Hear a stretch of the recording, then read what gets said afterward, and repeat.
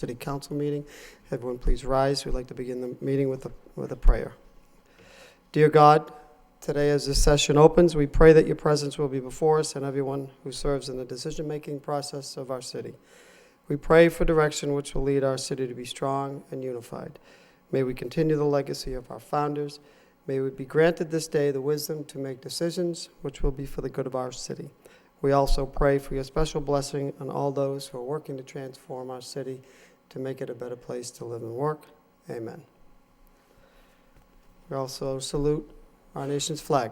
I pledge allegiance to the flag of the United States of America and to the republic for which it stands, one nation, under God, indivisible, with liberty and justice for all.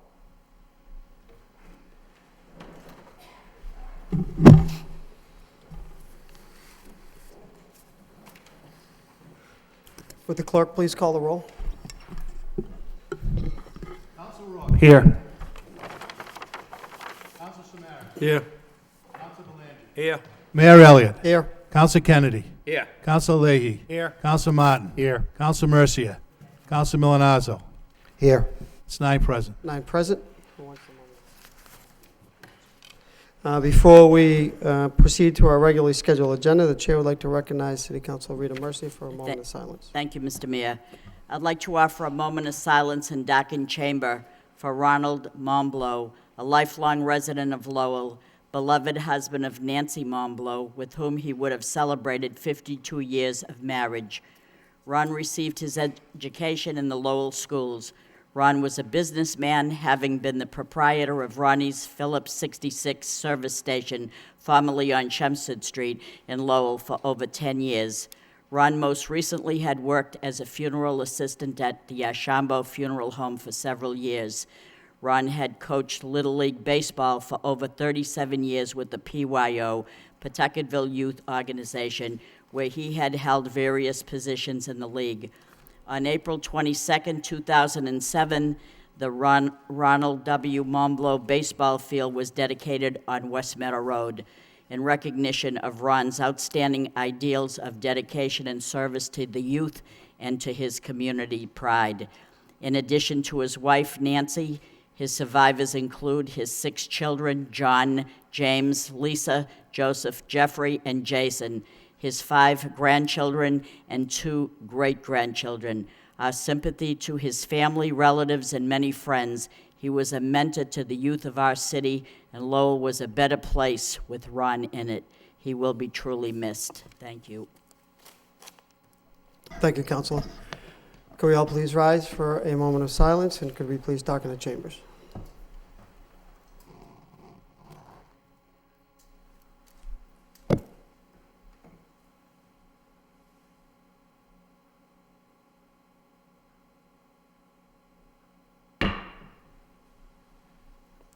May he rest in peace.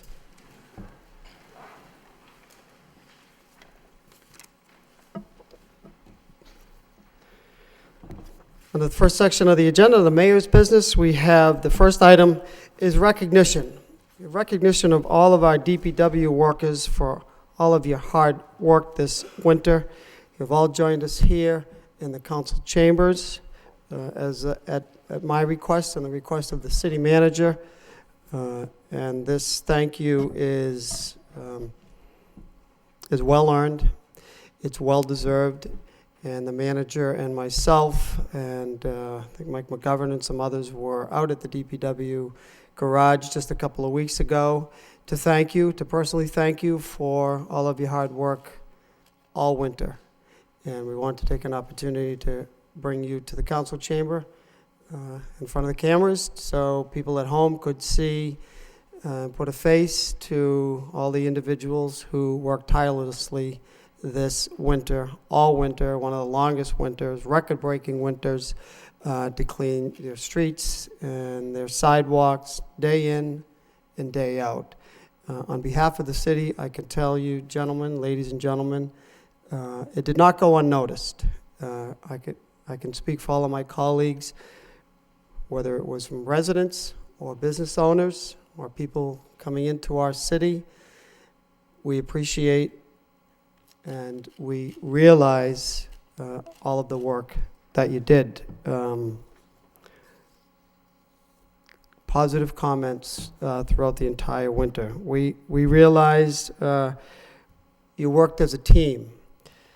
You were resilient. It never stopped, it seemed, as soon as one storm ended, and we barely got through cleaning. You got barely through cleaning one storm, another one was coming. And I just want to let you know on behalf of the city, we're a grateful city for everything that you did. Again, nothing but positive comments from everyone. We hope we don't ever have to call on you again, but I think we all know that if we have to, you'll rise to the occasion again. So on behalf of the entire city, we thank you. We appreciate everything that you did. And we hope there's no more snow coming. And I'm sure you do too. So with that, we appreciate it. Just a thank you. I don't know if we'd like to ask Mr. Snow, Mr. Patnott, or any individual, quite frankly. If you could all just please stand up, if you would, so we can thank you.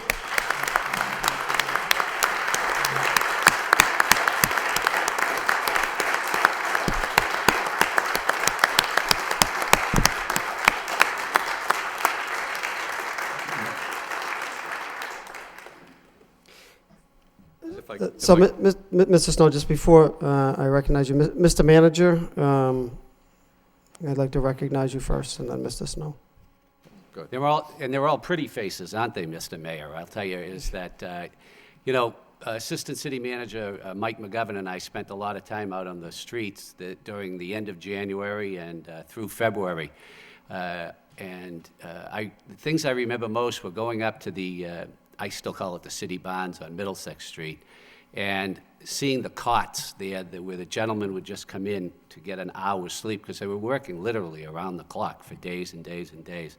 And especially one day I walked in and one of the gentlemen was just with his head against his shoulder, just having a cigarette break and then having to go back on the roads. I couldn't be prouder of an organization than the Department of Public Works. You people did a terrific job. You made the city of Lowell proud. As you all know, we had the most snow this winter in the lower 48 states. And you removed it all. You did it great. Thank you very much. You made me look good, but it was you people who did the job. Thank you.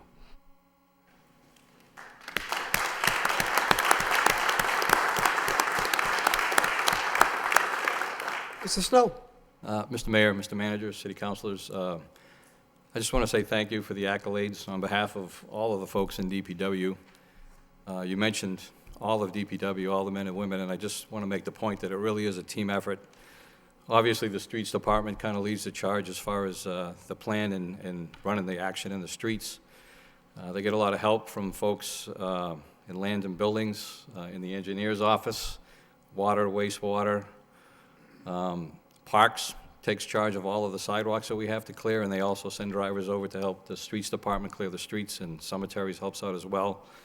Also, my admin folks, they get very busy in the wintertime. There's a lot of overtime to keep track of and a lot of contractors to pay.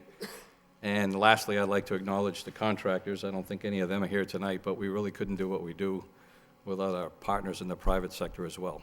Thank you very much.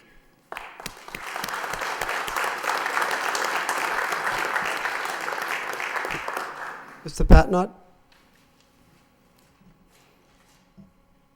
I just want to, say basically the same thing Ralph said. Just want to thank all the guys in the department, all the guys from all the departments that help out, and all you guys for the support that we got all year from you. That's about it. Thank you. Great. Thank you, Ed. I know you don't want to say any word, but we appreciate everything you did. Gentlemen, ladies? No? Just want to go home. Okay. Thank you for coming out. We appreciate it. We know that you already worked all day and you had to come down here at night, but we did want to thank you. Members of the council? No, they want to go home. Okay. Well, I just want to say that we're all very proud of them. They made us look good as well. Thank you for making us look good, because it's not always easy to do, but you did it. Thank you. Okay. Thank you. Again, thank you very much. Have a great evening. Thank you.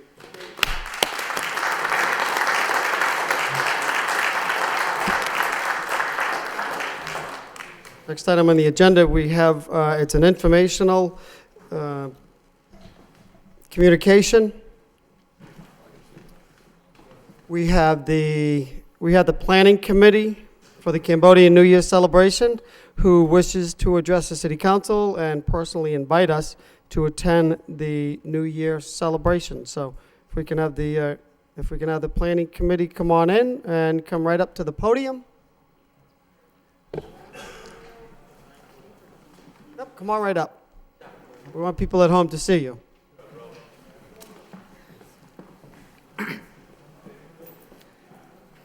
Welcome. Thank you. Good evening. My name is Sakulong. I'm from the Cambodian Mutual Assistance Association. On behalf of the Cambodian New Year Committee, we would love to welcome and invite the whole City Council, Mr. Mayor, Mr. City Manager, Assistant City Manager, to our 6th annual Cambodian New Year celebration that's going to be held at the Senior Center on April 4th from 9 to 3 p.m. The Cambodian New Year Committee consists of the Cambodian Mutual Assistance Association, the City of Lowell, the Coalition for Better Acre, Lowell Community Health Center, Lowell Elder Care, Lowell Alliance, and the Lowell Police Department. So we would love to invite every one of you guys to help celebrate our New Year's. And we also want to thank the city for giving us the opportunity to have the Khmer flag raising on Thursday, next Thursday. And we would love for you guys to attend that with us through the Lowell Charter School. I'm sorry, that's on April 9th. Very good. So we have, can you just repeat that date again? Sure. So the Cambodian New Year celebration is Saturday, April 4th from 9 to 3 p.m. We have some extra flyers here. Please do. And also, the Cambodian Khmer flag raising is on April 9th. Okay. And we have some flyers for that also. Very good. Thank you so much. We appreciate it. We will be in attendance. I think there's also something the following week, and I think they're coming in later, so it's... I believe there's another event that's held on April 11th at Clemente Park also. So it's... Another New Year's celebration. It's another New Year's celebration. We're hoping that April is the Khmer celebration for our New Year. So we're celebrating the whole month. Good. Very Thank good. you all for giving us the opportunity to present this to you. You're welcome. Thank you so much. Anybody else? No? Okay. Well, thank you. We'll look forward to seeing you, and it's the... 4th and the 9th. Very good.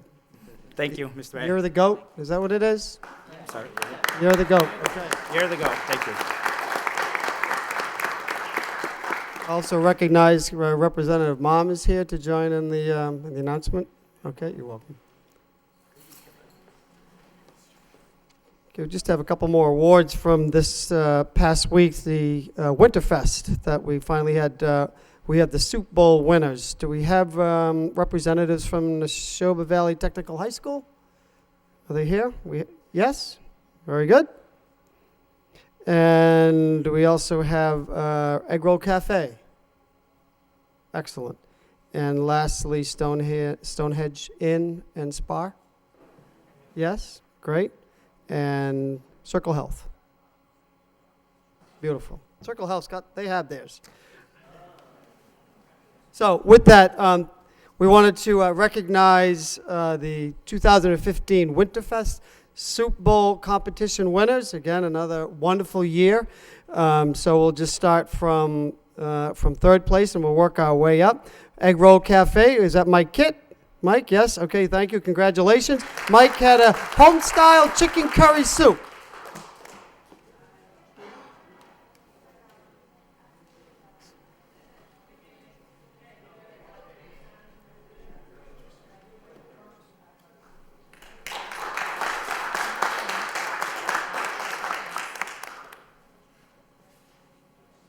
Second place, we have Neshoba Valley Technical High School, represented by Kevin McGuire, the chef instructor and students, who second place came in with a chicken pot pie soup, right? It was good stuff. Congratulations.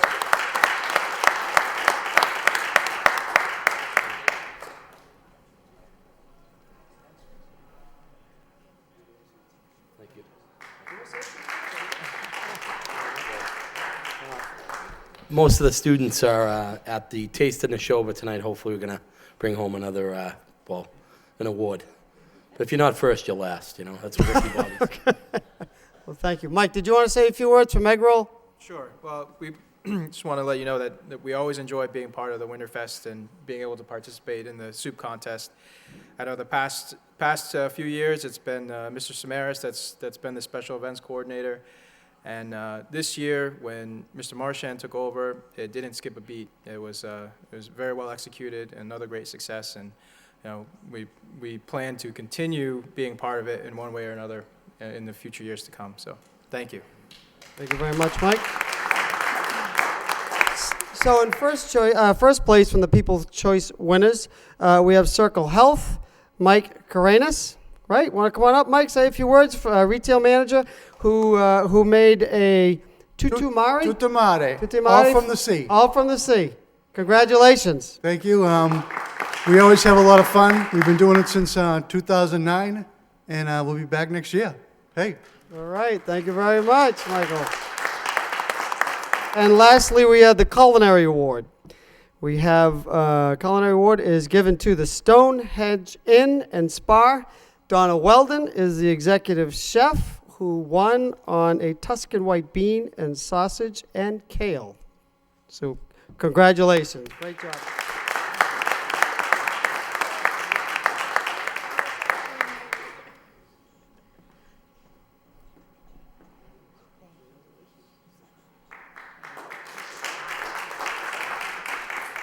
Thank you so much. This was our first year we were able to participate in the Winterfest, and we really enjoyed it. It was a great time. We can't wait to do it again next year. Thank you so much. Thank you very much. That concludes our Winterfest awards. We thank you for coming tonight and receiving your awards. We look forward to seeing you next year. Okay, so we'll move on to the next portion of the agenda. We have the city clerk. We have the minutes of the meeting of March 17th. We have also the minutes of Parks and Recreation Subcommittee on the 17th, as well as minutes from the Joint Ad Hoc School Building Construction Subcommittee on March 13th. Motion to accept and place on file by Council Samaras, second by Council O'Rourke. All those in favor signify by saying aye. Any opposed? All those minutes are accepted, awarded, and placed on file. Not 7 o'clock yet, so we will not go into the advertised public hearings. We'll move into the communications from the city manager. There are a number of motion responses. With that, motion responses A through H. Questions? Seeing none, I entertain a motion to accept the responses and place on file by Council Milanazzo, second by Council Mercia. Discussion? All those in favor signify by saying aye. Any opposed? Motion passes. The communications from the city manager, the motion responses are accepted and placed on file. Still under communications, we have the communication to appoint Richard Snetsky, Planning Board, as the associate member. Entertain a motion to approve by Council Martin, seconded by Council Leahy. Discussion? He's here? Yes, he is. Roll call. Council Rourke. Yes. Council Samaras. Yes. Council Belanger. Yes. Mayor Elliott. Yes. Council Kennedy. Yes. Council Leahy. Yes. Council Martin.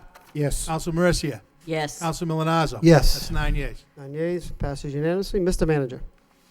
I've known Mr. Snetsky for over 30 years. I don't know if you want me to tell him that, but he's always been a great resident of the city of Lowell, committed, active member, and could you just come up and introduce yourself to the city council, and thank you for taking your time to serve the city. My name's Dick Snetsky. I live at 43 Hank Street. Been a resident of the city of Lowell for over 53 years and been involved in various capacities. Now, at this stage, I have the time and the interest in serving the city, and I appreciate, the opportunity that the manager and the council are giving me to do so. Thank you. Thank you, Mr. Snetsky. We appreciate you willing to serve.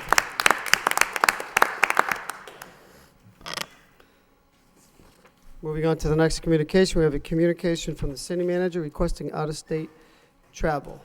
Motion to approve by Councilor Kennedy, seconded by Council Belanger. Discussion? Roll call. Counsel Rourke. Yes. Counsel Samaras. Yes. Counsel Belanger. Yes. Mayor Elliott. Yes. Counsel Kennedy. Yes. Counsel Leahy. Yes. Counsel Martin. Yes. Counsel Mercia. Yes. Counsel Milonazo. Yes. It's 9 yeas. 9 yeas, motion passes. It's still not 7 o'clock, so we will continue with the agenda. We're Excuse me, moving. Mr. Mayor. Councilor Rourke? Thank you. Can we quickly discuss E and F on the informational? On the informational. On the motion responses? Or the informational reports, I'm sorry. I heard you say motion response, and then I thought you went to communications. I just had a quick question on parking enforcement hours, if I could, to the manager. Okay. Why don't we go to Section E, Mr. Manager? Thank you, Mr. Mayor. Oh, I'm sorry, Councilor Rourke. Yeah, through to the manager. Are we ready now to go forward ASAP on what was the initial ordinance? Yes, we are pursuant to the instructions of the committee is that what we've done is we've come up with a recommendation that we begin in 30 days because we wanted opportunity to inform all of the residents in the downtown businesses that will be enforcing the parking ordinance as it currently exists. That's from 8 a.m. to 6 p.m., Monday through Saturday. As far as the overnight parking ban, we're just asking that we want to observe what the ordinance parking enforcement does relative to the overnight parking, and then readdress that issue, probably in 90 days, and make a recommendation whether we should enforce it overnight or continue with the existing procedure. Okay, and speaking to Mr. Troop in prior days, is the option of Thursday and Fridays, maybe extending the 6 p.m. Parking deadline an option? I'm sorry, we're going to be doing that. Oh, so past 6 p.m.? Every day it's going to be every Monday through Saturday from 8 a.m. to 6 p.m.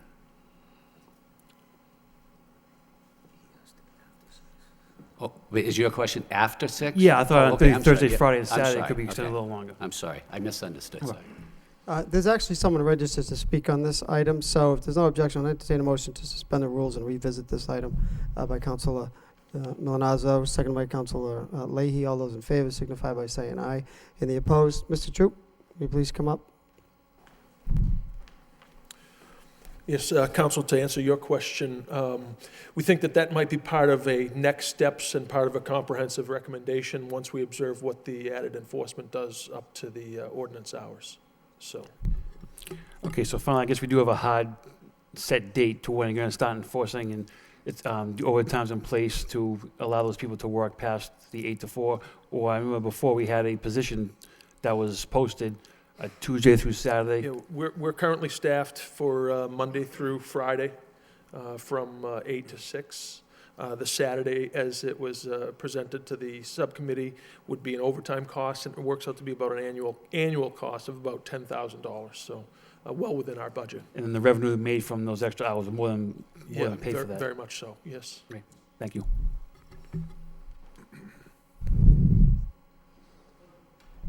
Further discussion on this item? There is a registered speaker, Mr. Clerk. Susan Purdy. Hello, I'm Susan Purdy. I live at 172 Middle Street. I'm co-chair of the Lowell Downtown Neighborhood Association. And I want to say that we agree. Mr. Troop did a wonderful job in his report to the council and to the city manager on his recommendations. They accurately reflect the support that we give to the expansion of the downtown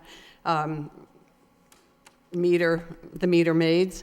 And they actually, and do delay the report for the ban on overnight parking. We, as the members of our association, generally do not understand why there is a need for a 365-day ban on overnight parking. We do understand the need for clean streets, and we certainly understand closing overnight parking specific times each month, but the overnight ban as an every night of the year is not something that we understand why. So we look forward to hearing more on that and to speaking further on that. If there's a hearing on it, we'll look forward to having different members come and talk at that meeting. But I want to say it was an excellent report, well-written, well-reflective of the cogent points that we've spoken with Mr. Troop and with various members of this body. So thank you. You're welcome, and thank you as well. Further discussion on this? Council Belanger, anyone else? Nope. Thank you, Mr. Mayor. I do want to thank Jim Troop for this great motion response, very well informed.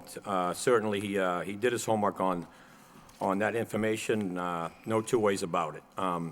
But I do have a concern that we know enforcing the ordinance as stated has gotten overwhelming support, both by businesses and residents, yes. But my concern is it's simply not going to be enough. Now, I don't pretend to be any more committed than my colleagues or be smarter than any of my colleagues. The fact is that I'm downtown 7 days a week. And when I go down on Sunday morning at 10 o'clock, and there's no more than a coffee shop or two open, and perhaps a religious service, and you cannot find a spot on the street. What does that tell us? Now, downtown has become a neighborhood, and there's many, many positives to that. Susan Purdy chairs the LNDA, and she does a tremendous job, and we value all our residents, most certainly.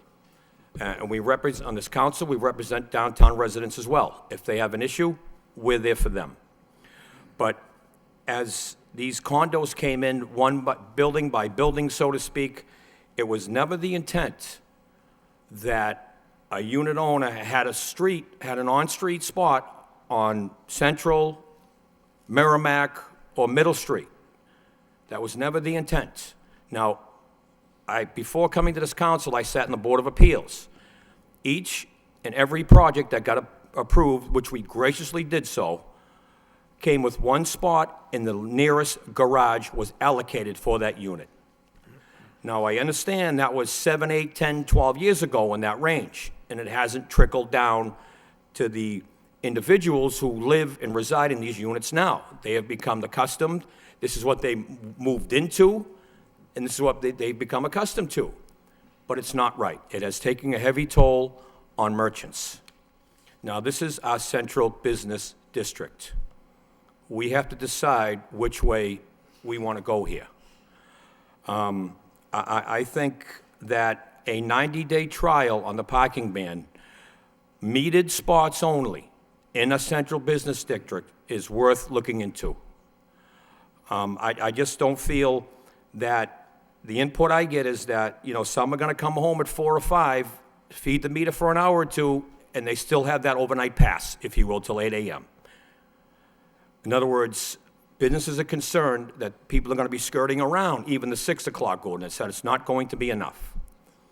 Now, I've spoken to many businesses, residents on the overnight ban, and there is mixed results, as Jim Troop and Susan stated. Of course, residents don't support it, businesses do. And that's what, again, residents have become acclimated to, but I just don't think it's going to be enough in the end. I really don't. I don't mean to come off anti-resident or to be punitive against residents, but I think from the input I've gotten from businesses such as Mill Number 5, Jim LaChulis, who's done an outstanding job out there, that facility has received regional coverage on more than one occasion, and he overwhelmingly supports a parking ban. He with all those several businesses that he has now as tenants, require short-term needs, and he doesn't have it. He says these residents across the street, although he values the mills, as we all do, and the residents, but he has no short-term parking, and he's hearing it from his tenants. He's one supporter. Andy from Brood Awakening on Market Street, who owns a coffee shop, pulls up 6 o'clock in the morning, and there's nowhere to park. He's a supporter of an overnight ban. The Bishop's Legacy Restaurant, brand new to the city, he's in support of a parking ban. These are just to name a few.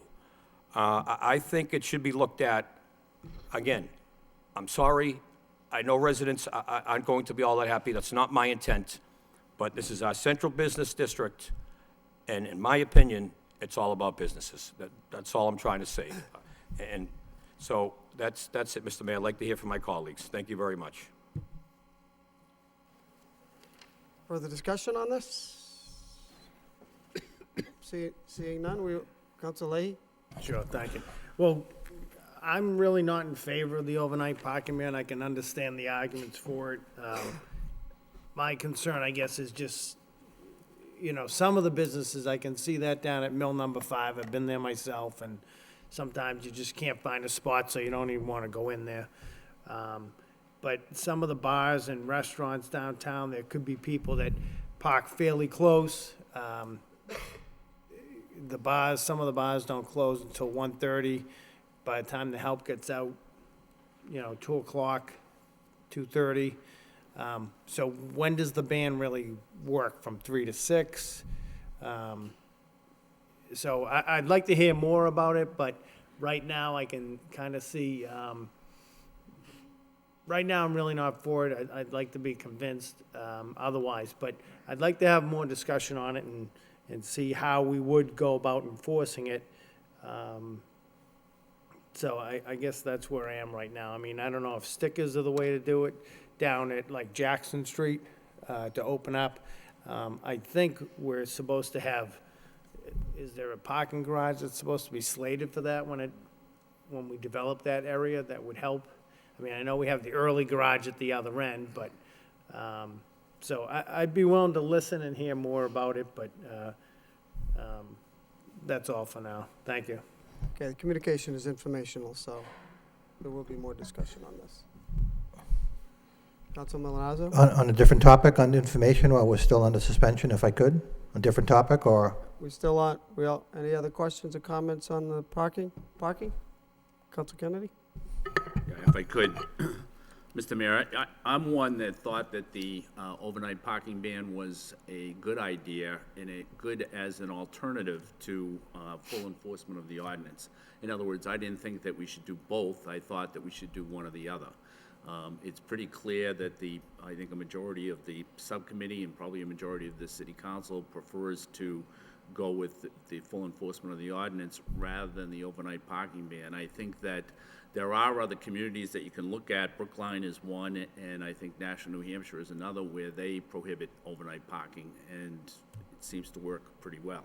However, I think that we're probably good to move slowly on this, and so the idea of trying out the full enforcement of the ordinance for 90 days, I think, is a good one. And certainly we can revisit this in 90 days, and then maybe the overnight parking ban will look like a better idea then than it does now. So that's all I have to say on this. Thanks. Thank you, Council. Anything else on item number F, parking enforcement hours and overnight ban recommendations? Okay, seeing none, we will again accept that as report of progress and place on file. Council Milonazzo? Thank you, Mr. Mayor. If I could ask or make a motion to refer the fire department overtime report from Rodney Connolly to the Public Safety Subcommittee for further review and analysis. And I know Chief Pitta is here, and he's actually weighed in on this issue on March 19th with a memo to City Manager Murphy. And also the issue on the amount of sick leave used in the fire department. I think that's something that should also be referred to the Public Safety Subcommittee and maybe the Finance Subcommittee. It's entirely up to you, Mr. Mayor. But in looking at the report where there's a 41% increase in the amount of sick leave used for firefighters who were not injured on the job, they were injured off the job, and it seems to be that it needs to be looked at because it's impacting the whole overtime issue. So I would like to refer initially refer the fire department overtime report to the Public Safety Subcommittee. Form of a motion. Motion by Council Milonazzo, second by Councilor Rourke. I think you also want to speak on that as well, to refer that to Public Safety Subcommittee. I know that there was a overtime report, general overtime report, that was referred to the Finance Subcommittee as well, and I need to schedule that meeting, so I think it's a good point. Thank you. Councilor Rourke? Thank you, Mr. Mayor. And I guess that was my first question for you to the managers. Why the depletion of the overtime account so soon? Mr. Manager? Basically, it's the 40% increase in sick leave, because, you know, not only are you paying the sick leave, you're now paying for another person to come in at time and a half to take that person's spot. So it's, that's the major reason. You know, because it seems like this is both a short-term and a long-term problem. Right. Is there any difference? So it's from 1 year to this year, it's 41%? Yes. Okay, so I guess, Mr. Mayor, my next question would be to Chief Pitta.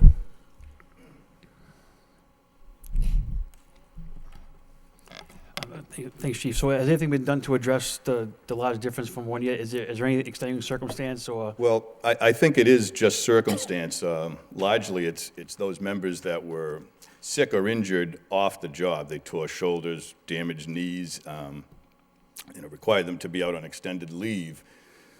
In a different year, it might have been injury leave. This year, it just happens to be sick leave.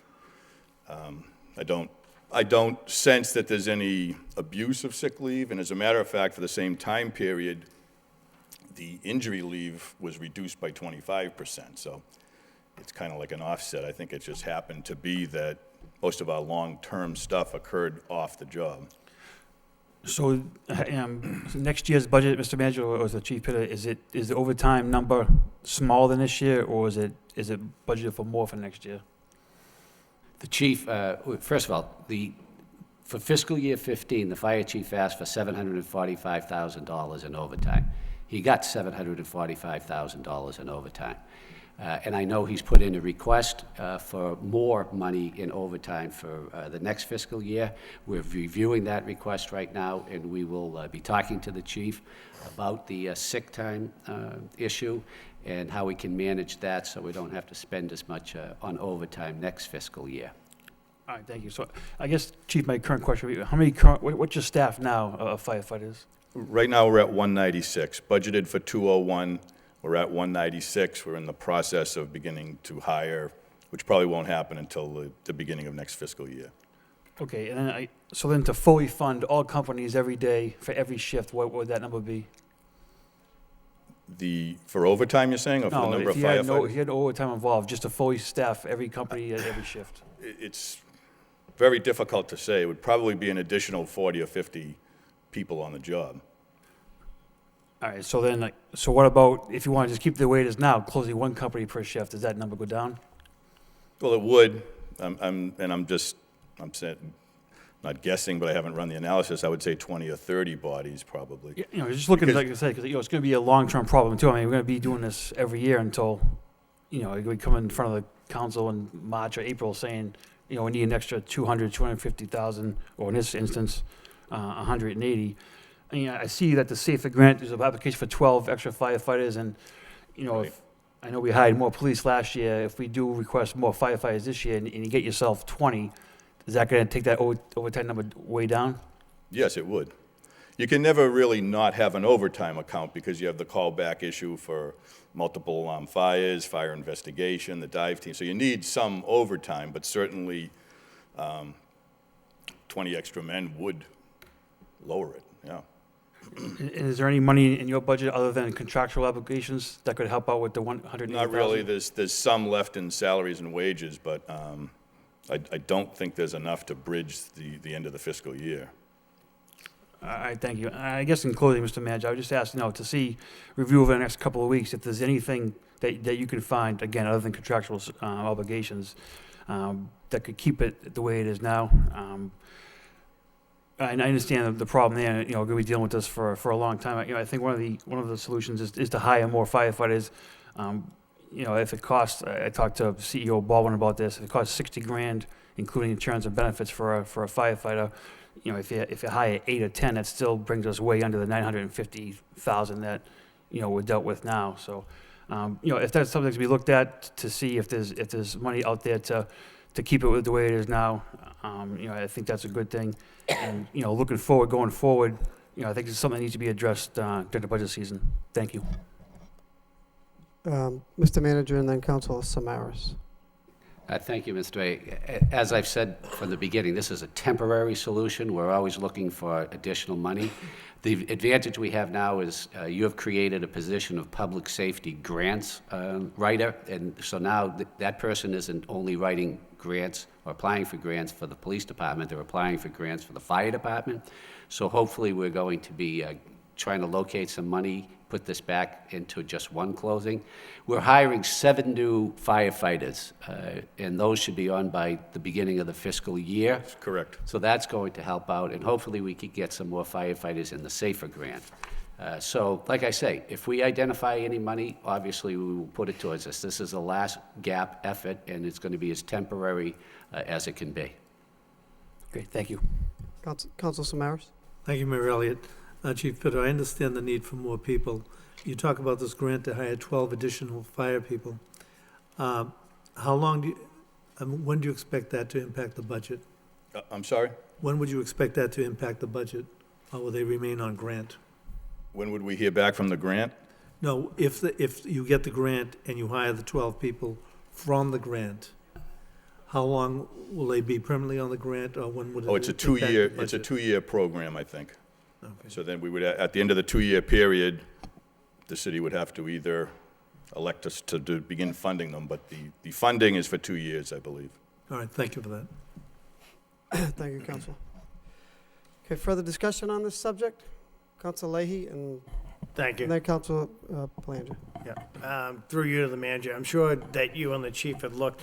Are there any type of purchases that can be put off till the next fiscal year, or is the money already spent on whatever we needed to buy, or, equipment? Yes, through you, Mr. Mayor. We started that probably about a month ago, is stopping large purchases and a limited hiring only for critical positions. But the problem we're facing is, remember, we budgeted 1.35 for snow and ice, and we've already estimated we're at 4.5 million right now. So we have a significant issue with snow and ice removal. So it's difficult to take from anybody else who's already spent all that money and put it to the fire. So we're trying to be as reasonable as possible, and public safety is, we term public safety a holistic approach in the city. We don't want to take money away from the NEED program and stop inspecting multifamily homes to do, to underwrite this overtime. We've got to give a balanced approach to the public safety. I think this is a balanced approach to it. Okay, thank you. Council Belanger? Yes, thank you, Mr. Mayor. I would like to go back to informational item F regarding the parking enforcement. Well, we already closed that out, Councilor, so Already closed that in, but, okay. we're just on the fire overtime right now, so let's just try to stick on this one, and then we can revisit that. Council Kennedy, fire? Yes, on fire, Mr. Mayor. You're on fire. However, I guess since we're on the whole thing, I mean, isn't Council Belanger able to, after we're done with fire, isn't he able to revisit that number? We can revisit anything we want, Councilor. Okay. Chief, you said that this year was special as far as overtime, and so you requested $735,000 in overtime in this year's budget, and I'm assuming you did that based on recent history of what you've used for overtime. Is that how that went? Yes. Okay. And so now we're over $1 million. So we've had to transfer, I think, $335,000 into the account, so we're over $1 million. If it is that this was just a special year and that the increase was mostly circumstantial, then why would you need to request an increase in the overtime budget for next year? Well, I think the issue with the sick leave is one issue. I mean, another issue is just general wage increase. We had been only closing one fire company per shift since November of 2013. That ate through the overtime.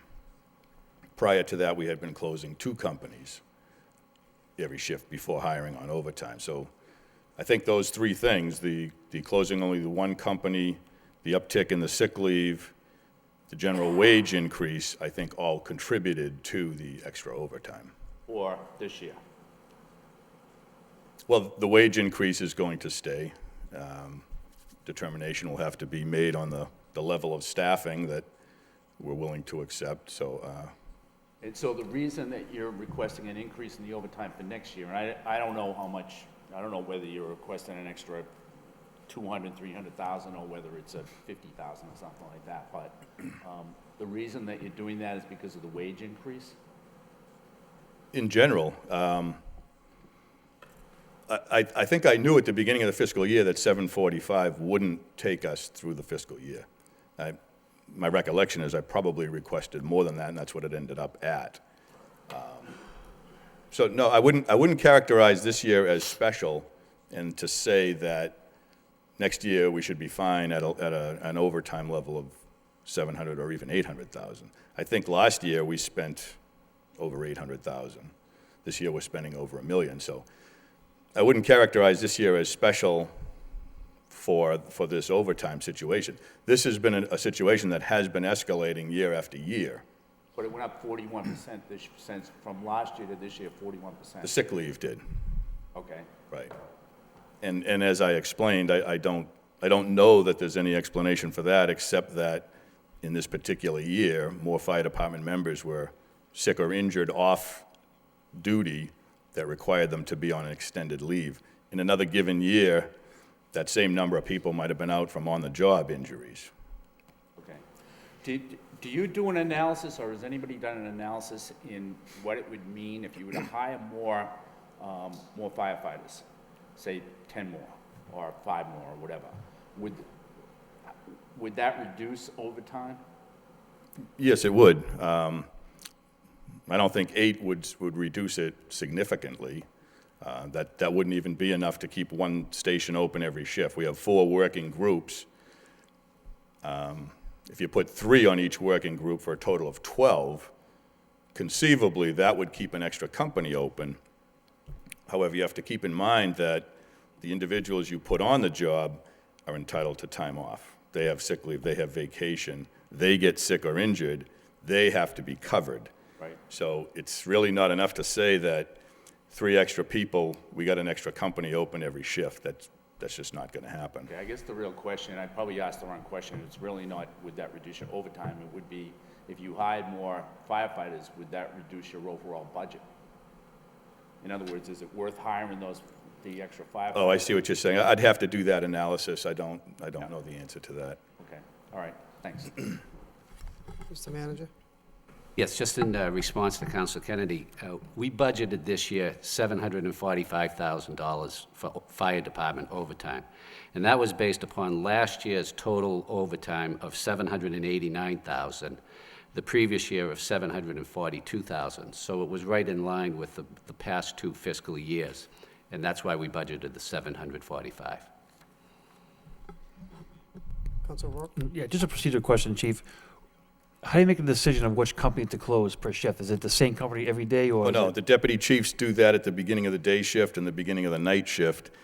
And they have to take a number of factors into consideration. They look at the complement of men that are coming in, who's qualified to drive which apparatus, where the officers are stationed, and then they provide the best coverage that they can.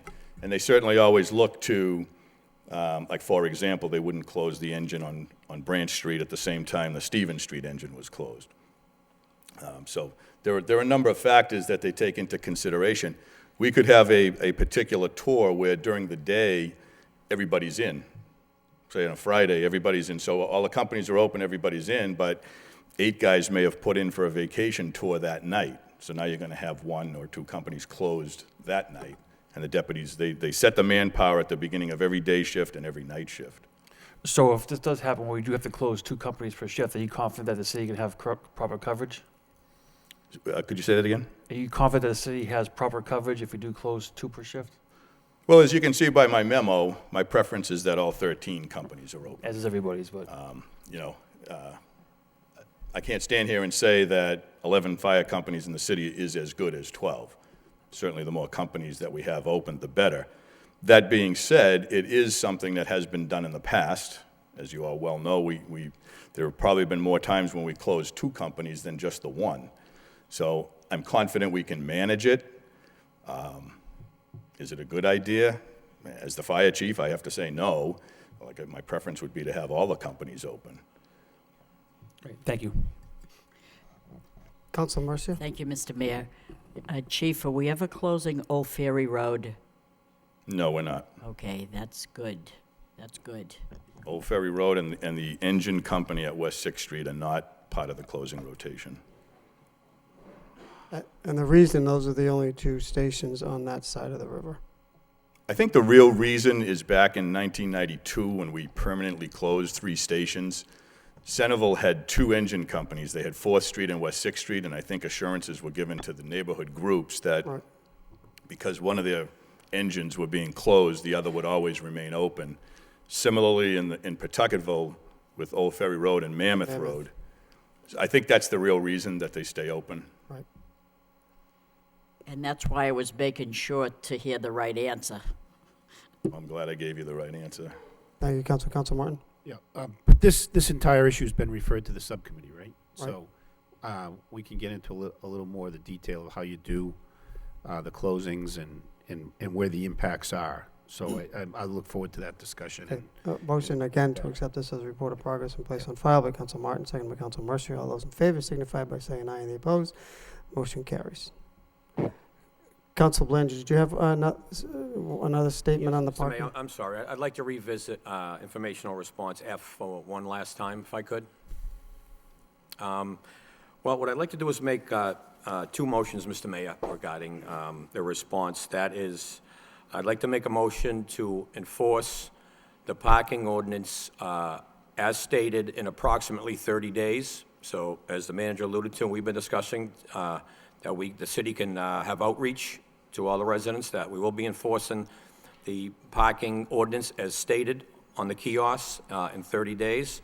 And second, I'd like to refer the discussion of an overnight parking ban to the Economic Development Subcommittee that I will schedule, hypothetically, if the first motion gets approved, I will schedule the public hearing for the discussion on the overnight ban approximately 60 days from the parking ordinance that's taking effect to weigh our options at that time. I think 60 days after, if this does, of the new enforcement date, to discuss it on the Economic Development Subcommittee. I think, out of respect for my colleagues, they are looking for more information. I respect that wholeheartedly, and I understand that I'm there, and they may not see what I see, and I say that respectfully, and I don't want to hold this motion response up. Because, thank you very much, Mr. Mayor. So we had already accepted the motion and placed the report on file. So a motion to rescind, entertain a motion to rescind that original motion by Council Milanazzo, second by Council Kennedy. All those in favor? Need a roll call on that, Mr. Clerk? Or no? No, we don't. No. Okay, all those in favor of rescinding the motion that we accepted and placed on file? All those in favor signify by saying aye. Any opposed? That motion carries. Council Belanger, motion to, just repeat that motion. Motion To enforce the parking ordinance as stated in approximately 30 days. Mr. Manager, what is the intent of the, was it not 30 days that you were about to implement it?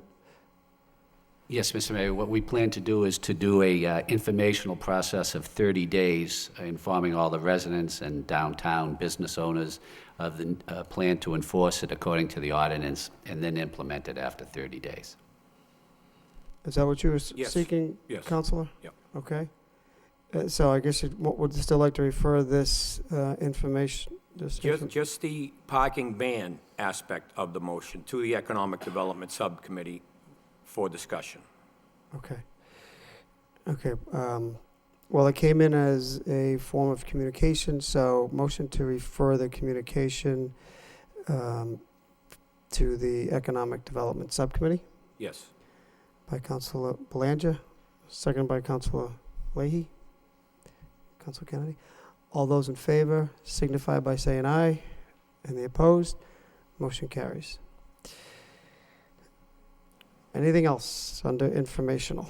Okay, let's, we are way past the public hearing. So we'll go to the public hearing that was advertised for 7 o'clock. We have a utility public hearing. We have Comcast Southern of New England request installation of a 3-inch underground conduit at 202 Chelmsford Street. Now entertain this Yeah, open up this part of the public hearing for those wishing to speak in favor. Speak in favor? Anyone wishing to speak in favor of this advertised public hearing? Seeing none, that portion of the public hearing is closed. Now, open up this portion of the public hearing for anyone wishing to speak in opposition. Anyone in opposition? Opposition of this public hearing? Seeing none, that portion of the public hearing is closed. What is the wish of the body? Entertain a motion to refer to the wire inspector. Report and recommendation. Report and recommendation by Council Martin, second by Council Mercia. All those in favor signify by saying aye, and the opposed. Motion carries. It goes to the wire inspector for report and recommendation. Okay. Thank you, Mr. Clerk. Moving on to reverting back to the regularly scheduled agenda. We go to reports subcommittee. We have a report from the Arts and Culture Subcommittee on today, March 24th, 2015. Chair recognized Chairman Milanazzo. Thank you, Mr. Mayor. The Arts and Culture Subcommittee met this evening. In attendance, we had the members of the subcommittee, myself, Councilor Leahy, and Councilor Mercia. Also in attendance, we had Councilor Belanger, Councilor Samaras, City Manager Murphy, and Susan Halter, Director of Cool. The reason for the meeting was to entertain the motion by Mayor Elliott, which was seconded by Councilor Kennedy, request the City Council discuss feasibility of city in conjunction with Cool, coordinating an art festival in downtown Lowell, and refer the issue to the Arts and Culture Subcommittee, which is what happened this evening. We had a very good meeting. We had a number of artists and folks from nonprofits here in attendance, and we had a presentation by Susan Halter, representing the administration, to talk about an event that we'd like to have on May 16th. We're calling it Spring Fling, and basically what it is taking a number of events that happen in and around that date of May 16th, Door Open Lowell, Mill City Grows, Mill City Skills, and they also have some artists here in Lowell. The Plein Air Painters would be here as well, and it's on the same day as the UMass Lowell commencement, so it's really trying to take events that have already been scheduled and to try to build the audience, to try to do it without additional staffing, without additional money. And I think that was well received by the folks that were in attendance at the subcommittee. So we're basically going to leverage those types of events that will happen on that day, and then have it on the same day as the UMass Lowell commencement, which is on May 16th. And again, I want to congratulate the administration putting this together on short notice, and we are calling it Spring Fling. We did have a motion to support this event on May 16th with some additional changes brought about by the discussion, especially Councilor Belanger and Councilor Samaras, where they talked about trying to increase the number of artists involved in the event on that day. Because if we all recall, there was another motion by the council to look at doing an art festival in the future. And those in attendance talked about supporting an art festival and doing it probably a year to 15 months from now, and making sure that we have the correct planning in place in order to do it right. So the subcommittee will take upon itself to, with the support of the council, to actually reach out to the artist community and have a meeting probably in the next 30 days to really begin planning an event that would take place in a year to 15 months and have it really be a first-class art festival. But again, I just want to thank the members of the subcommittee, those in attendance, like I said, representing the various art communities, that they really want to have a special event as soon as May of this year, but then actually build that into something bigger for the city. We can all agree that the artist community contribute greatly, as Councilor Mercia pointed out during the meeting. Art is the handmaid of human good is our logo here in the city of Lowell, and we just want to make sure that we as a council and a subcommittee work on the May 16th event, and then grow from that into something that will be bigger and better, if you will, for the artist community. So that's a report of progress, Mr. Mayor. If any one of my colleagues wants to add to that, be happy to listen to additional comments. But overall, it was a positive positive meeting. And again, thank you to the administration for putting together the presentation on short notice. Thank So, you. Council, there is a motion from that subcommittee. The motion is to To support. support the event on May 16th with some additional tweaks, if you will, that Susan Halter from Cool will work on to try to bring additional artists to the event on May 16th, and then have the subcommittee meet with a committee of artists and nonprofits to talk about the planning of an art festival, probably in a year to 15 months from now. Right.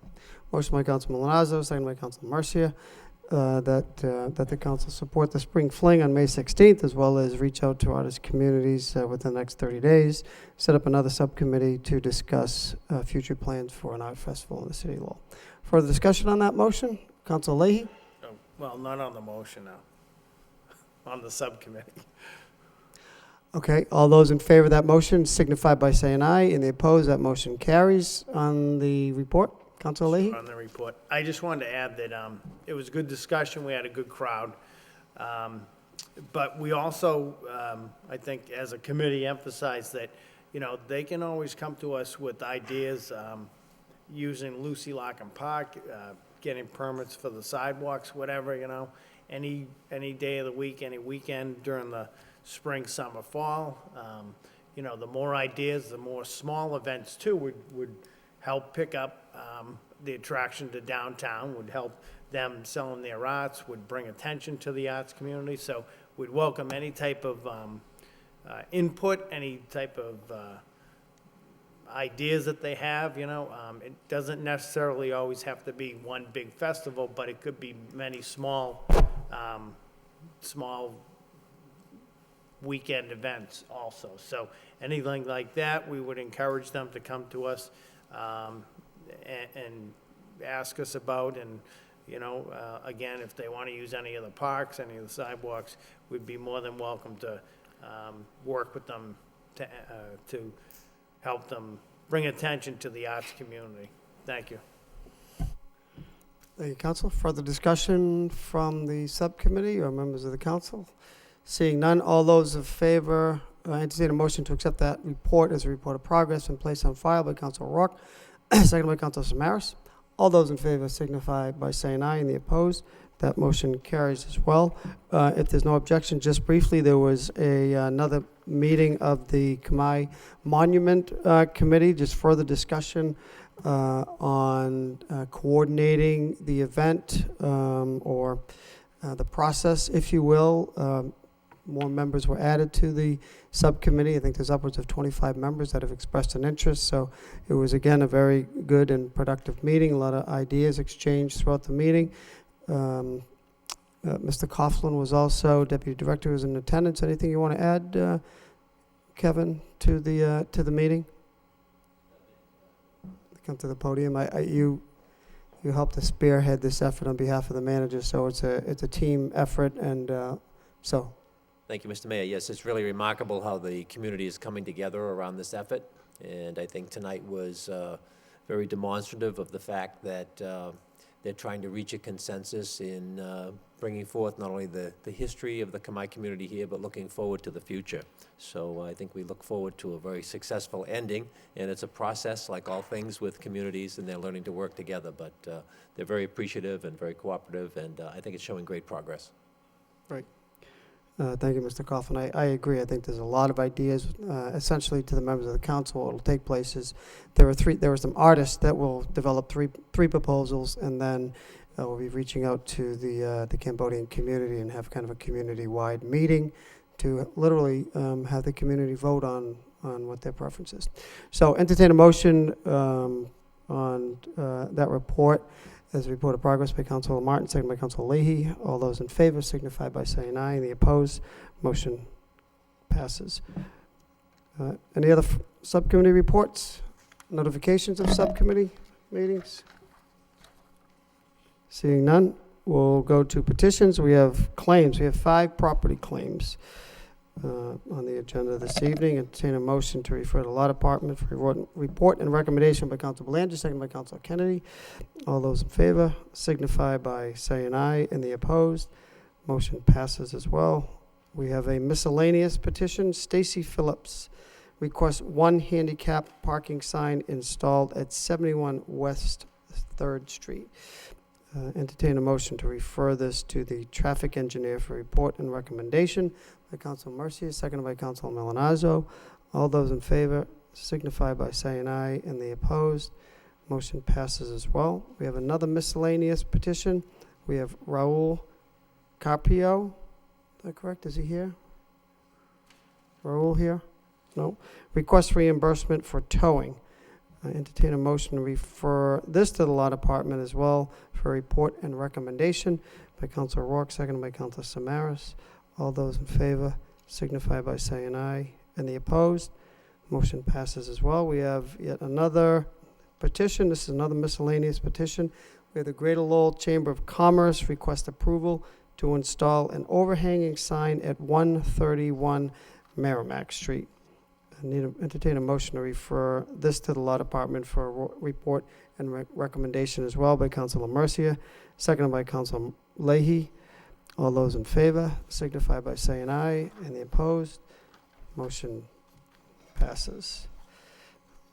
That concludes all of our petitions. Move on to City Council motions. First motion of the evening, Council Samaras. Request City Manager work with the Division of Planning and Development to ensure that the new design of the Lord Overpass and Dutton/Thorndike Streets are pedestrian friendly. Second by Council Rourke. Council Samaras. Thank you, Mayor Elliott. Much has been said about making this a walkable city. I'm asking the manager to work with the Department of Planning and Development to review all the plans to make sure that the Lord Overpass, Thorndike Street, and Dutton Street are truly pedestrian-friendly. Richard Howe, Jr. has also talked about this type of situation, and we both feel that it's important to open these streets to assure that they're a safe way to walk. If we want to make this a city that's truly walkable and truly welcoming, this is something that really has to be looked at and made sure that we do it. Thank you. Thank you, Councilor. All those in, Councilor Blanda? Yep, thank you very much, Mr. Mayor. Just a quick comment that, for starters, it was a great presentation that we saw last week, and it's going to be some dramatic improvements up there for the better, for sure, but what it might be lacking is walkability, in all honesty. So we don't want to have to be correcting that in 10, 15 years. It would be, the cost would be astronomical. So I'd rather address that, so I agree, I do support the motion. Thank you very much. Thank you, Council. Further discussion? All those in favor of the motion signify by saying aye, and the opposed. Motion passes. Next motion of the evening, again by Councilor Samaras. Request City Manager have City Solicitor research the steps needed to be taken to open up Western Avenue to pedestrian traffic at the Railroad Bridge. Seconded by Councilor Kennedy. Councilor Samaras? Thank you, Mayor Elliott. Again, this motion speaks for itself. We need the city solicitor to see what steps need to be taken to open the Western Avenue Railroad tracks to pedestrian traffic. The Western Avenue studios are a jewel. They have 300 artists there, working there. And if we're to go from, if you would actually go from the railroad station downtown and drive to the Western Avenue studios, it's approximately 1.4 miles. If you were to walk from the railroad station via the Western Avenue tracks, it's 0.3 miles. But actually, what's most important, from the tracks, if you actually stand at the tracks at the Western Avenue studios, you can see, and you're 5 minutes away from the Textile Museum. You're 10 minutes away, approximately, from the Whistler House. You're about 15 minutes away from the National Park headquarters. You're about 10 minutes away, if you dare cross Dutton Street at this particular point, till it becomes a safer street to cross to get to Mill 5. What I'm just saying that this is a chance to make this city a truly walkable city. And if you think of the museums that I just spoke about, and there's more museums that are there, there's the Brush Gallery, there's so many other avenues for people to come into the city. And what I'm looking at is to change the quality of this city in a sense where you come in, you could park at the Brush Galleries, for example, and walk within 20 minutes to all of these venues. This is something we have to think about, and I think asking the city solicitor to look at what steps have to be taken to open up, I'm not saying open the road up to traffic at this, automobile traffic, but open the railroad tracks up to pedestrian traffic and see what it would take to do that.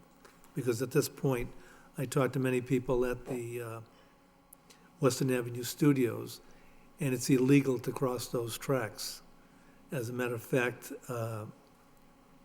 some of them were talking about having 30 of the artists stand there with a cup of coffee in their hand saying, we can't cross the tracks to get to Dunkin' Donuts. They're trying to do something to let people know that there's a concern. And if we're gonna, as a city, help the Western Avenue Studios, which I feel we should, and all the other venues, this is something that has to be discussed. Thank you. Thank you, Councilor. Councilor Marcy? Thank you, Mr. Mayor. This is a good motion in that there was an outcry for many, many years to open that area up. I think it's a little bit walkable. It's that they want to drive through it and they can't. Our chances of dealing with Pan Am that own it is as difficult as it is to deal with an L. It's the same face. It's the same difficult situation, like talking to the wall. So I wish you good luck with that motion, but although we would appreciate that it would happen, that's tough because it's very difficult to deal with Pan Am as it is to deal with an L. They're in the same category, so let me caution you there. Good luck. That's all I gotta say. Thank you, Councilor. Councilor Leahy? Thank you. Do they, are those railroad tracks in use right now, do we know? Probably not. Yes, they are. Are they, trains do go up and down? That's an active rail? That's an active rail, and they say nothing goes there more than 10 miles an hour. They also sometimes park their cars on that rail. It's just utilized that way. It's not a high-speed rail in any way. I've been checking this out. And again, they know it'd be very difficult to open it to vehicles, but right now, it's basically illegal, according to the railroad, to use those tracks, to cross those tracks. And I'm just saying, what can we do? And Councilor Mercier is correct. We're fighting quite the group, but I think it's worth the fight. Well, it's worth looking into. It sounds like a good motion. I know that there is a talk that, they would like to open that up so people can walk back and forth visiting the Western Studios and to come into the downtown. So it's worth pursuing. The thing that does get you aggravated is that, they're not willing to work with us, yet they leave their trains idling for hours in neighborhoods on the railroad tracks. And, we constantly fight with them over that. So this could be a goodwill gesture on their part to work with us, because we know how many complaints we get from South Lowell over on Lawrence Street and whatever neighborhood when they leave those trains idling for hours, the smell, the noise.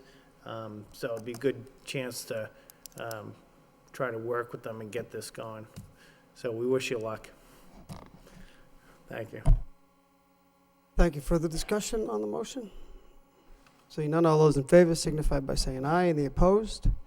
Motion passes. Next motion of the evening by Council Belanger. On behalf of the Mayor's Downtown Economic Development Task Force, requests city manager organize a spring cleaning event for the downtown. Seconded by Councilor Kennedy. Council Belanger? Thank you very much, Mr. Mayor. Yes, we had a meeting last week, Mr. Mayor. Your Downtown Economic Development Task Force requests that, the city help organize a cleanup in the downtown. We all know the snowfall, and some park benches have been damaged, but, that's you couldn't even see park benches with the amount of snowfall we had, so it's understandable. But nonetheless, it's going to be a mess, and we want to be looking good for the spring. So I know, Mr. Mayor, you have a similar motion coming up. But Celeste Bernardo sits on the task force as well. She's the National Park Superintendent. She has many local organizations ready to go for a cleanup on Earth Day weekend, which is late in April. So I'd say, Mr. Mayor, we join forces and make this all, obviously, a citywide cleanup on Earth Day weekend, I think, is appropriate. Thank you very much.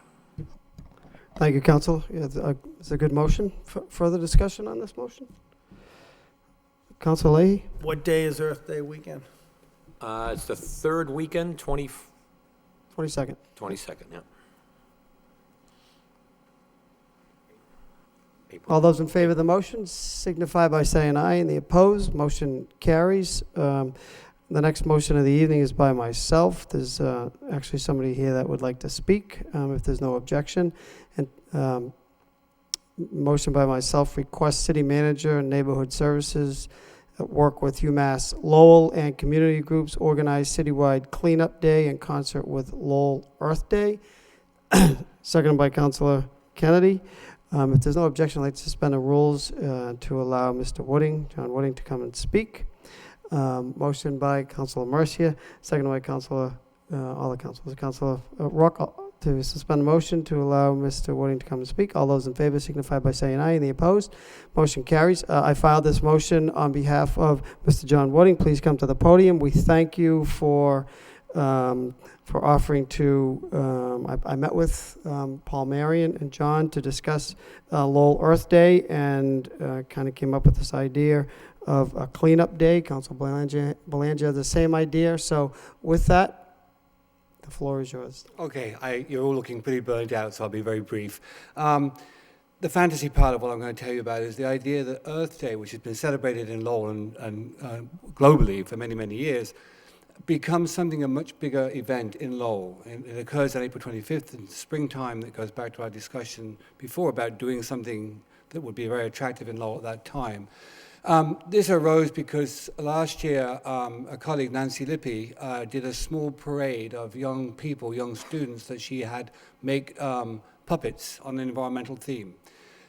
She spoke with me, and we talked a lot about how we could make a bigger event for Lowell around Earth Day, which I saw and perceive as being a really positive marketing feature to do at that time of year. Plus, there's a lot of concern, of course, amongst our students and young people about the conditions of the environment.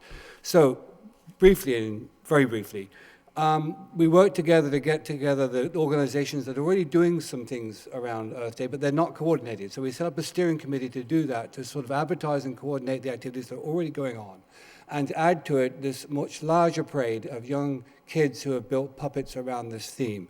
At this point in time, we have the following organizations involved: the National Park Service, including Celeste, Boys and Girls Club, Mill City Grows, Lowell Parks and Conservation Trust, Greater Lowell Community Foundation, the Cambodian Mutual Aid Association, UMass Lowell Students and Faculty, the Lowell Center for Sustainable Reduction, and the Toxic Use Reduction Institute, which are both located in the university. And the other piece of this is that we have a lot of resources at the university now working on questions of the environment, including the Toxic Use Reduction Institute, the Center for Sustainable Production, and I'm a member of a group of faculty that have an organization called the Climate Change Initiative, which are dealing with issues around climate change.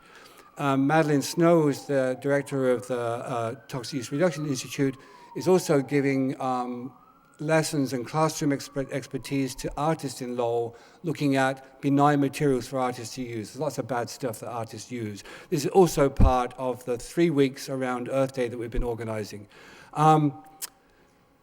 I've also had the opportunity to write a grant proposal to the UMass system. I've been shortlisted for that grant. We don't know whether we got it or not, but the idea is to use that money to build this even further for the next year. And then in speaking with the mayor, realizing that you're proposing a cleanup day, which is an excellent idea, I think, in Lowell, that we try and organize this around the day of the parade, which is kind of the culmination of our Earth Day events that we're trying to do collectively. So I absolutely think that's a great thing to do, because I think it makes Earth Day real for the community, because it's about clean streets and a nice community. It's easier to comprehend than talking about the collapse of the Antarctic ice shelf, right? So I think this is a plus for all of us. I'm not asking for any money. I'm just asking you to sort of give me your blessing to go ahead to create a more collective sense of Earth Day in Lowell, to hopefully in the future use that as a big event that becomes a marketing source for Lowell and is connected to the cleanup, which connects it back to the community. Thanks for your time. Thank you very much. Questions for John? Thoughts, comments? Well, thank you. We appreciate all of the resources that you... I brought some flyers for Earth Day. Can I? Is that okay? Great. Is it kosher Please to do. hand these out? Please do. I said bring a big visual, but I didn't have the background or resources to do that. That's okay. Okay, thank you. That's okay. We appreciate it. This was short. It was short planned. It was just last week, and this is coming together quickly, knowing that April 22nd is right around the corner. We'll get this on the website as well, John, and we'll see if we can get it on. excellent. Lowell Telecommunications to get the word out, but considering there are so many organizations involved, and I thought it was a good opportunity for neighborhood services. I think it was last year where, there was some discussion about, doing a citywide cleanup. Here's a good opportunity. I know all the neighborhood organizations are interested and like to coordinate with the city, so it seems like it's a win-win all the way around to get everyone involved and get out a good message. So further discussion, that's the essence of the motion. Again, thank you very much, John. We appreciate it. We look forward to collaborating together. All those in favor of the motion, please signify by saying aye. And the opposed, that motion carries. Councilor Leahy, do you want to come up for this motion? It's a little bit, it really speaks for itself, but.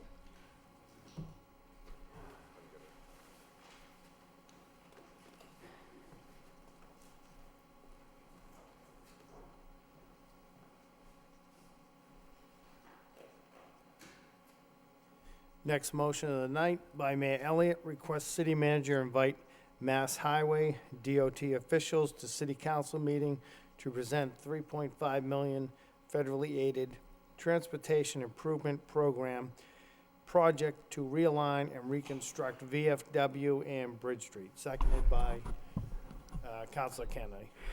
Mayor Elliott. Thank you, Mr. Vice Chair. I just thought I'd bring this motion forward. This information came to me because I had reached out to Mass Highway on a couple of occasions from concerns that I had received, the mayor's office had received regarding the traffic and timing of the lights. I would venture that every member of the city council has either received the complaint or filed motion on that particular highway, knowing it's one of the worst, certainly the worst in the city, and I believe one of the top worst intersections in the state. So I do know motions have been made in the past by everyone. I know Council Martin put a left-hand turn on Arrow, Councilor Mercier relent. I mean, it's just it's a major problem. And lo and behold, the city has been working for a number of years with Mass Highway, and this TIP program has funded it. So I thought, could we get Mass Highway in to let the entire city know that improvements are on the way? And so that's how the information came to me. I had received a response back from the acting director of Mass Highway in this district saying, look, just want to let you know we're responding to your concern to some of the neighbors regarding traffic patterns. So with that, I know Mr. Manager had indicated that some test borings have been done in the past, which were not not the result we wanted, but maybe we could reach out, have them come in and give a presentation so the entire city can see that that intersection is finally going to be improved. Do you want Mr. Manager? Thank you. Do you want that at a council meeting, or do you want us to schedule like a public hearing for the general public? Whatever way the public can get the information. I appreciate the newspaper wrote an article to let residents know that something is forthcoming, but whatever my colleagues feel is most appropriate. People that Mark Kratman is a great representative DOT in this area. We can get him to do a presentation, and why don't we get some dates from him to do something as a public hearing and invite the public to participate in it. Okay. Any further discussion? Councilor Mercier? I would like to see it at a public hearing so that the people tune in. They don't tune in before, probably to see subcommittees wholeheartedly, but to have it at 7 o'clock at a public hearing, just to view it and have it on TV at that time, yes. Yeah, I don't think it has to be long. I think it just could be that have Mass Highway come in, give us a schedule, the timing, and what people can expect, and completion, things like that. So appreciate it. Thank you. Thank you. Any further discussion? Matt, yeah, sure.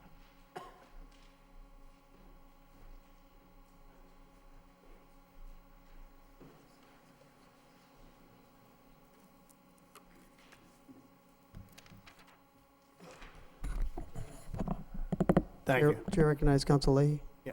So, through you to the manager, is this a project that's scheduled to happen? Oh, yes, some of it has already started. We learned the hard way. That's how the water main break on Bridge Street occurred. They were doing borings to put in some new streetlights. So yes, it is started, but we'll get a full report on the, what is going to happen down the road also. Okay, and as the mayor said, you know, everybody's had motions on this. Is there any discussion, I know that it's difficult, but to try to get the pedestrian traffic to go up and over the roads? I don't know how high with tractor trailers or whatever, but it seems to me that the pedestrian traffic just doesn't work with the automobiles, and that's what, you know, screws the timing up all the time. If you go through there at 11 o'clock at night, the lights work pretty good. You go there in the morning or afternoon, it's a nightmare with the lights at Lakeview Ave and Bridge Street. So any discussion on that being part of the plan, would you know? We'll certainly ask Mr. Kratman to address that issue as part of his presentation.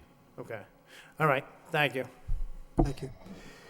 All those in favor of the motion signify by saying aye. And the opposed? Motion carries. Last motion of the evening.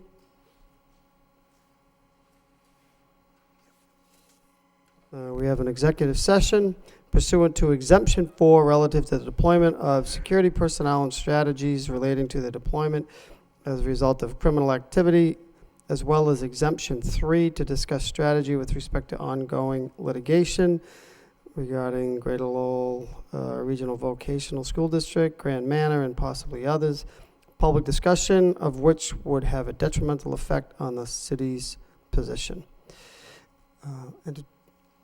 I entertain a motion to go into executive session, and as part of that, we will we will adjourn following that executive session. So moved. So moved by Councilor Mercia, seconded by Councilor Samaras. Roll call. Council Rourke. Yes. Council Samaras. Yes. Council Belanger. Yes. Mayor Elliott. Yes. Council Kennedy. Yes. Council Leahy. Yes. Council Martin.